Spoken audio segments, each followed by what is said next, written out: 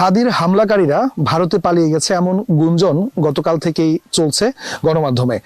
আজ সকালে মূলত যেই সেক্টর কমান্ডার রয়েছেন ময়মনসিংহ বিজিবির কর্নেল সরকার মুস্তাফিজুর রহমান, তিনি গণমাধ্যমকে জানিয়েছেন এখন পর্যন্ত কোনো আইন শৃঙ্খলা বাহিনীর কাছে এমন কোনো তথ্য নেই যে হাদির হামলাকারীরা ভারতে পালিয়ে গেছেন।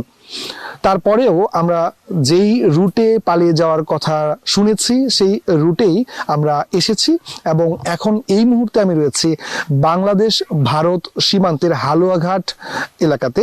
এই হালুয়াঘাট এলাকার এই এলাকাটি সবচাইতে অরক্ষিত একটি সীমান্ত এলাকা। যে কাঁটাতারের বেড়া রয়েছে সেই কাঁটাতারের বেড়ার নিচ দিয়েই মূলত পানি যাতায়াতের জন্য যে সুড়ঙ্গ রাখা হয়েছে সেই সুড়ঙ্গ দিয়েই এখানে মূলত মানুষজন যাতায়াত করে এবং এখানে যেহেতু আদিবাসী অধ্যুষিত এলাকা এবং ভারতের ওই পারেও আদিবাসী অধ্যুষিত এলাকা থাকার কারণে তাদের নিজেদের মধ্যে আত্মীয়তা সম্পর্ক থাকার কারণে তারা নিজেরা নিয়মিতই যাতায়াত করেন এবং এই জায়গা দিয়ে মূলত কোনো সময় অবৈধ পথে যদি বাংলাদেশের মানুষ ভারতে যেতে চায় তাহলে তারা যেতে পারে। তথ্য পেয়েছিলাম এখানকার স্থানীয় ফিলিপ নামের এক আদিবাসী তরুণ, যার মাধ্যমেই 5 আগস্টের পর বেশ কয়েকজন শীর্ষস্থানীয় আওয়ামী লীগ নেতা এই রুট দিয়ে ভারতে চলে গেছেন এবং মানব পাচারকারীর সাথে মূলত সেই ফিলিপ জড়িত।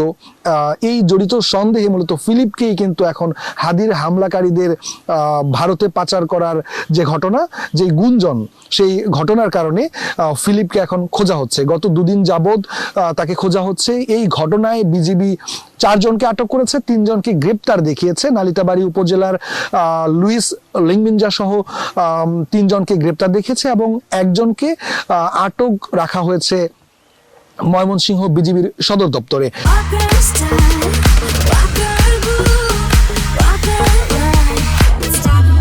আমরা বিজিবির সেক্টর কমান্ডারের সাথে কথা বলেছি, তিনি জানিয়েছেন তারা তাদের যে টহল চৌকি রয়েছে সেই টহল চৌকিতে 6 জনের পরিবর্তে 10 জন করে বিজিবি সদস্য এই মুহূর্তে নিয়োজিত করেছেন এবং যার কারণে যে সীমান্ত এলাকা রয়েছে শেরপুর ময়মনসিংহ সহ যে সীমান্ত এলাকা রয়েছে সেই সীমান্ত এলাকাতে এই মুহূর্তে নজরদারি বাড়ানোর কারণে প্রতিটি গাড়িতেও কিন্তু টহল দেওয়া হচ্ছে, প্রতিটি গাড়িতেও তল্লাশি করা হচ্ছে এবং অপরিচিত কোনো মানুষ থাকলে তাদের বিষয়ে তথ্য নেওয়া হচ্ছে এবং স্থানীয়দেরকেও নির্দেশনা দেওয়া হয়েছে অপরিচিত কারো যদি ঘোরাঘুরি সন্দেহজনক মনে হয় সেটা যাতে বিজিবিকে জানানো হয়।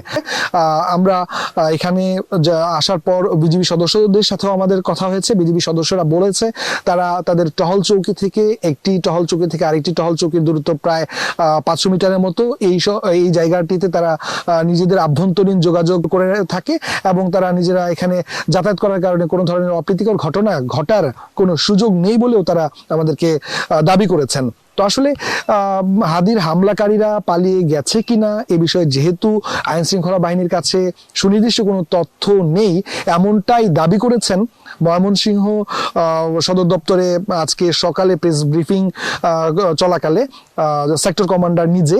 তো আসলে এখন পর্যন্ত কি অবস্থা হয়েছে এবং হাদিকে উন্নত চিকিৎসার জন্য দেশে নেওয়া হয়েছে, এই ছিল আমার কাছে বাংলাদেশ ভারত সীমান্ত এলাকা থেকে হাদির হামলাকারীদের ভারতে চলে গেছেন কিনা সেই বিষয়ে সবশেষ।